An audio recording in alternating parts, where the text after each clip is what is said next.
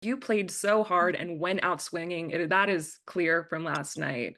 In the house, you told everyone that they were playing for second and that T'kor was going to go to the end and no one could beat him and that they would live to Mhm. regret the decision. Do you stand by that? Do you think that the house will regret voting you out?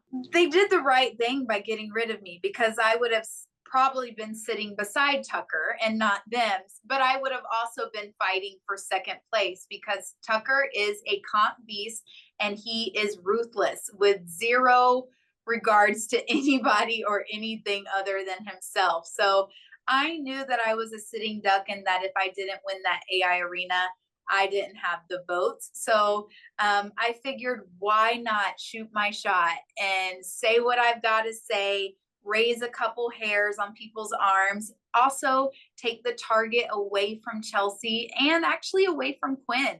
Even though he's the one that did me dirty, I admire the game that he's playing and why he's playing it. And I would much rather see someone that is truly going to change their life to win than someone who really doesn't need to win. Let's talk about the Quinn relationship because you found out that he was the one who exposed the collective and the Pentagon incited to T'kor and Kimo, and that Mhm. created the house flip last week.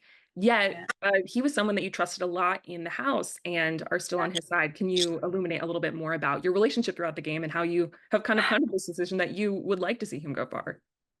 I I did feel really betrayed by Quinn, but honestly, looking back at it, I probably should have done a better job when he first came to me right after the Pentagon was formed and we both had the feeling that, hey, we're number 4 and 5 of this group and we believe in it, we want to rock with it, but we've got each other's back. I really should have fostered that relationship a lot harder, probably locked in a final 2 right then and there with him so that he knew how committed I was to the Pentagon and then the collective outside of it. But during Cedric's HOH, I think he felt how close Chelsea and I were getting and how much he heard how much Cedric liked me.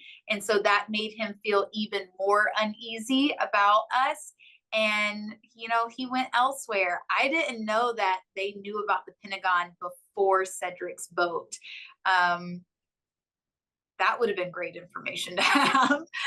If you had But known that ahead of time, how would you have played that Thursday night Cedric eviction out differently? Because you were pushing hard for Rubina to go in that moment. yeah.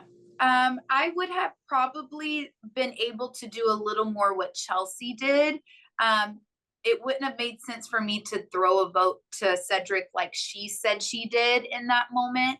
But I would have been able to make my own decision and not a collective decision or a Pentagon decision. I would have been like, no, I really do like Rubina, and maybe now because we all were preparing for the wall. We knew it was coming and we knew T'kor had a great chance to win HOH. I probably would have saved face and been like, wow, the Pentagon just exploded. I'm still going to work with Chelsea. I'm still going to work with Cam, but let's cover our butts and keep Rubina. But, I don't regret hardly anything. I played, and that's what I am proud of. I did not want to be a floater. I did not come into that house to be someone's number and to walk away when they're done with me. I would rather the best players in the house think that I'm the best player in the house. And that's what I can be proud of. You had your hand in a lot of different pots of alliances, not only the collective and the Pentagon, but also 5 points. And while that Mhm. like puts you in a good spot strategically, also when everyone realizes it, it can put you in a lot of danger. Can Yeah. you tell me about your thought process in joining so many alliances and what it was like to navigate that, and also where your true trust lied at the end of the day? I needed a color coordinated spreadsheet and I didn't even have a pen in that house. So it wasn't my fault. I would walk into a room and people would ask me to be in an alliance. I did not start one single thing. I think that I made the name up of Rubina and I's final 2, but it was because she was like, girl, I am rocking with you. Leah day 1 came to me. Angela's was we won't talk about Angela. But truly, all of the group ones, I wasn't even supposed to be in the collective, and I found myself in the collective. So it really wasn't my fault. they just people just wanted to work with me, and maybe I should have had a little bit more pause before saying yes a time or two, but again, I wanted to play, and I thought, hey, just getting good with everybody and have your loyalty to one. And I chose the Pentagon as my loyalty. Unfortunately, it became a square, then a triangle, now it's a line. But you know, you win some, you lose some. Would you have wanted to go to Final Five with the Pentagon, or would you have targeted any of those players earlier? No, I wanted to go to the final five with the Pentagon. Those were my people that I trusted the most, enjoyed the most in the house too, truly. And I would have stayed loyal to it to the five. Now we have to talk about hide and go veto. You did the Brett defense wins championships approach, which people took notice of. What were you thinking? What was going on in your head when you did the clothes throwing around? And how do you look back on that decision? Oh, I don't regret it at all. That was so fun. I am a mom that cleans up over and over again in real life and in that house. I cooked and cleaned more than almost everybody. And so they did me dirty. They lied to me. They painted me as a target. So I painted the house with their closet. I'll just say that. Another controversial moment, perhaps, was Charcuterie Gate. We have to talk about it. Who knew that meat and cheese would be the cancel button of the season? You know what? Again, zero regrets. Angela and I were frenemies in the house and probably outside of the house. Truly, she's a great person, but I can't get behind her gameplay. It's pretty toxic. And, you know, she's a have not. And that was her own fault. She should have hung on the wall a little longer.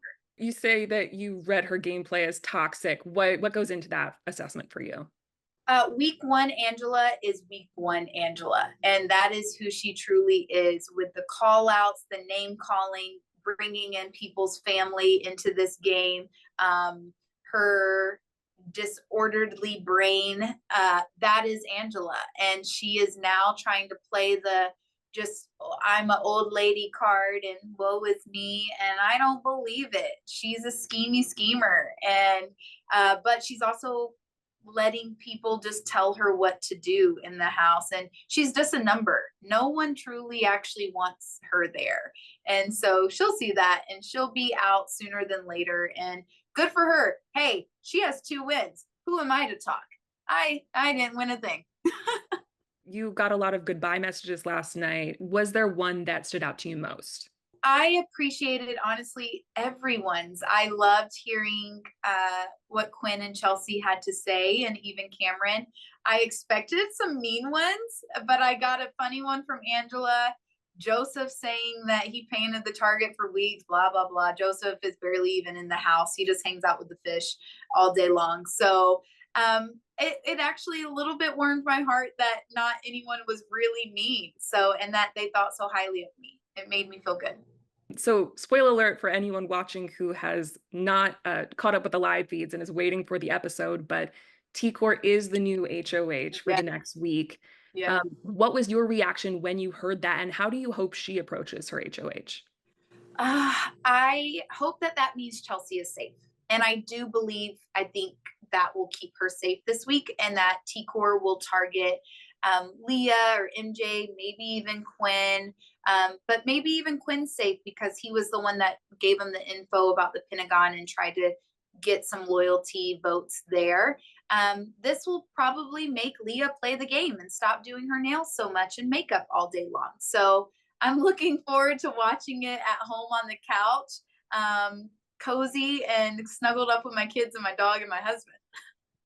Well, when you do that, you'll be able to see the AI Instigator twist play out from Ainsley, where someone is going to be able to stir up some chaos with some of the AI avatars, kind of like the Angela deepfake. If you were in the house, what would you have done to cause some trouble? I probably would have exposed a couple secrets of people, alliances that I knew about. Everyone knows about the underdogs, but I would have stirred up that it's still a real thing. Maybe had Angela say some more fun things. I'm kind of hoping Quinn gets it again because he's really good at puns. And I think his brain works the best in the house, other than my own. So I'm hoping he is the instigator this week.